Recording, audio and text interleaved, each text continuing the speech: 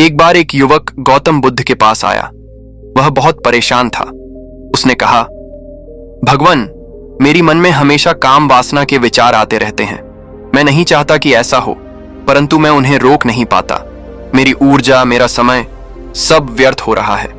मैं शांत भी नहीं रह पाता। कृपया मुझे इस समस्या से मुक्त कीजिए। बुद्ध मुस्कुराए और बोले, क्या तुम जानते हो कि काम वासना क्या है?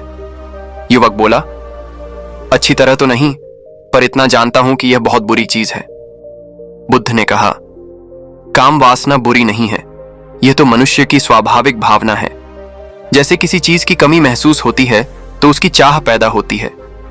इच्छा स्वयं में गलत नहीं होती, आवश्यकता गलत नहीं होती। समस्या तब होती है जब इच्छा का उपयोग गलत दिशा में किया जाए। युवक ने पूछा, तो फिर लोग कहते क्यों हैं कि यह गलत है? बुद्ध ने कहा, गलत काम वासना नहीं, उसका दुरुपयोग है। मनुष्य ने इसे सिर्फ सुख पाने का साधन बना लिया। जानवर इसका प्रयोग सिर्फ संतान उत्पत्ति के लिए करते हैं, पर मनुष्य इसे अपने मनोरंजन का साधन बना बैठा है। यही गलती है। युवक बोला, भगवान, ये विचार आते कहां से हैं? बुद्ध बोले, काम वासना तो स्वाभाविक है, पर इसका विस्तार तब होता है जब मन और संगति अशुद्ध हो जाए। अब सुनो, मैं तुम्हें एक कथा सुनाता हूं। संगति और मन की कथा। एक आश्रम में एक गुरु और उनका शिष्य रहते थे। शिष्य रोज भिक्षा लेने गांव जाता था। एक दिन वह नदी के पास पहुंचा तो उसने एक लड़के को पेड़ के पीछे छिपा हुआ पाया। शिष्य ने पूछा, तुम यहां क्यों छिपे हो? लड़का बोला, मैं उन लड़कियों को देख रहा हूं जो नदी पर पानी भर रही हैं। उनके शरीर, उनके बाल, उनकी चाल सब कितने सुंदर हैं। शिष्य ने नदी की ओर देखा। पहले उसे कुछ खास नहीं दिखा, पर लड़के की बातों के बाद वह भी देखने लगा। धीरे धीरे उसका मन उन विचारों में डूबता चला गया। वह छिप छिप कर रोज लड़कियों को देखने लगा। उसके मन में अशांति बढ़ने लगी। वह काम में ध्यान नहीं लगा पा रहा था, भजन नहीं कर पाता था, न ठीक से सो पाता था, न खा पाता था। गुरु समझ गए कि कुछ गलत है। एक दिन वे स्वयं शिष्य के साथ गए। उन्होंने शिष्य को उसी पेड़ के पीछे छिपा पाया। गुरु के बुलाने पर शिष्य डर गया, घबरा गया, कांपने लगा। उसने कहा, गुरुदेव, मुझे माफ कर दीजिए। लड़के ने मुझे बहका दिया था। मैं फिर ऐसा नहीं करूंगा। गुरु ने कहा, डर मत। मनुष्य अपने संग के अनुसार बनता है। जिस संगति में रहोगे वैसा ही मन बनेगा। मन पानी जैसा है, रोकना असंभव, दिशा देनी संभव। गुरु शिष्य को एक नाली के पास ले गए जहां नदी का पानी बह रहा था। उन्होंने पूछा, क्या तुम इस पानी को रोक सकते हो? शिष्य ने मिट्टी डालकर रोकने की कोशिश की।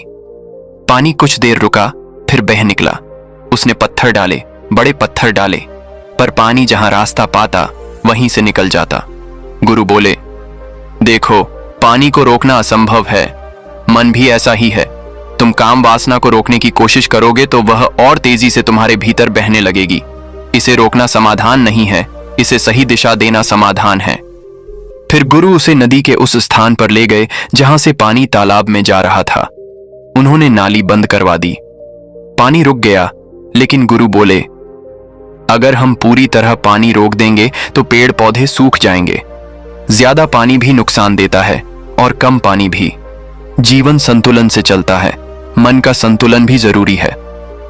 परिवर्तन संगति से आता है। शिष्य ने गुरु की शिक्षा मन में उतार ली।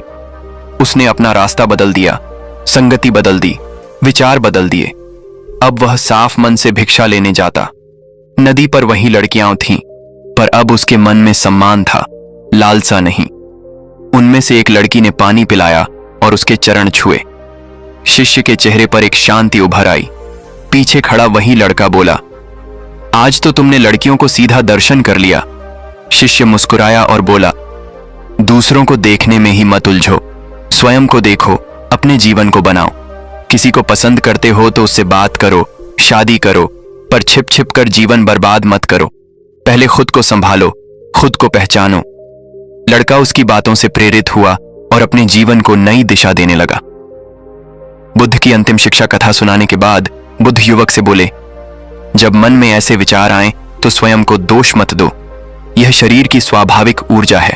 इसे न दबाओ, न इससे भागो। बस संतुलन बनाओ, अपनी संगति बदलो, अपने विचार बदलो। तुम ऊर्जा हो, इसे निर्माण में लगाओ, विनाश में नहीं।